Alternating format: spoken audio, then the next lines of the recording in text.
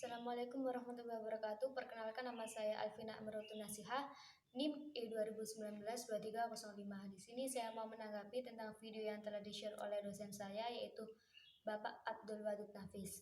Saya akan menjelaskan secara singkat tentang perkembangan peradaban Islam pada pemerintahan Khulafaur Rasyidin.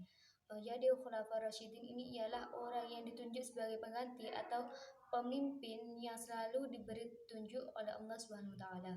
Khulafaur Rasyidin merupakan sahabat-sahabat dari Nabi Muhammad SAW, yaitu diantaranya ada Abu Bakar Asy-Siddiq, Umar bin Khattab, Utsman bin Affan, dan juga Ali bin Abi Thalib. Yang pertama yaitu Abu Bakar Asy-Siddiq. Abu Bakar Asy-Siddiq lahir pada tahun 572 Masehi dan wafat pada tanggal 21 Jumadil Akhir 13 Hijriah atau 23 Agustus 634 Masehi. Beliau berkuasa atau menjadi Khulafaur Rasyidin, menjadi pemimpin mulai dari tahun 11 sampai 13 Hijriah atau 632 sampai 634 Masehi.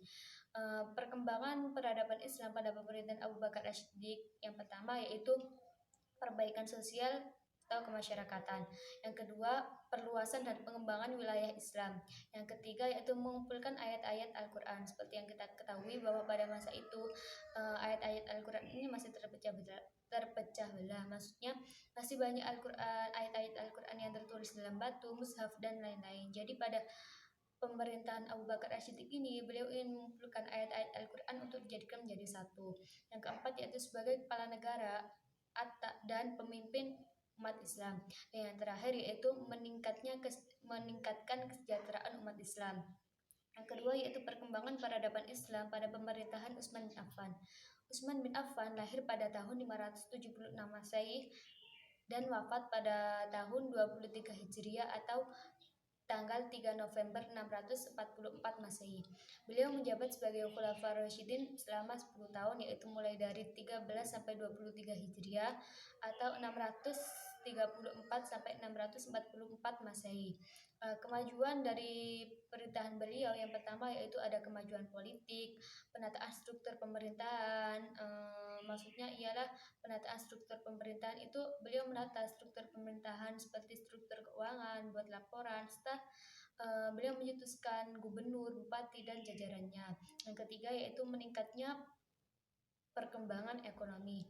Yang selanjutnya yaitu meningkatnya kemajuan pengetahuan, meningkatnya kemajuan sosial, dan yang terakhir yaitu meningkatnya kemajuan agama Islam.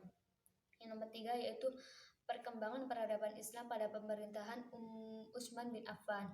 Utsman bin Affan ini gelarnya ialah Zunnurain, yaitu yang artinya memiliki dua cahaya.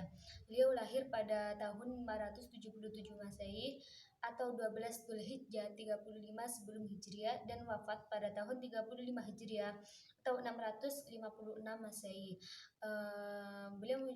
Kekuasaan beliau menjadi pemimpin yaitu mulai dari tahun 23 sampai 35 Hijriah atau 644 sampai 656 Masehi.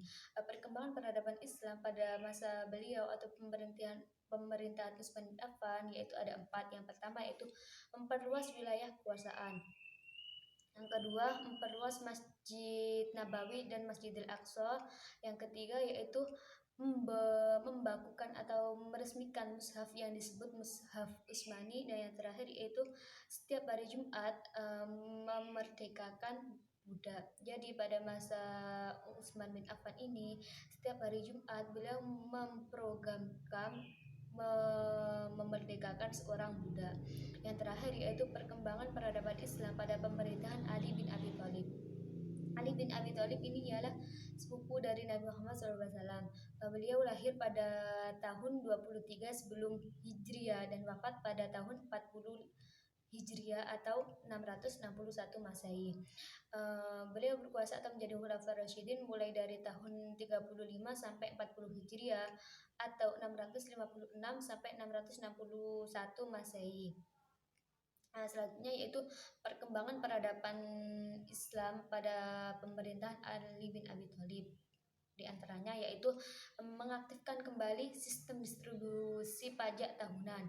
Yang kedua, selektif dalam seleksi pemilihan gubernur dan juga pengawalnya. Yang ketiga yaitu sistem renumerasi, yaitu sistem renumerasi ini ialah penyempurnaan gaji bagi pegawainya. Dan yang terakhir yaitu menjunjung tinggi kepentingan masyarakat. Ya, tadi itu ialah penjelasan tentang bagaimana perkembangan peradaban Islam pada pemerintahan Khulafaur Rasyidin.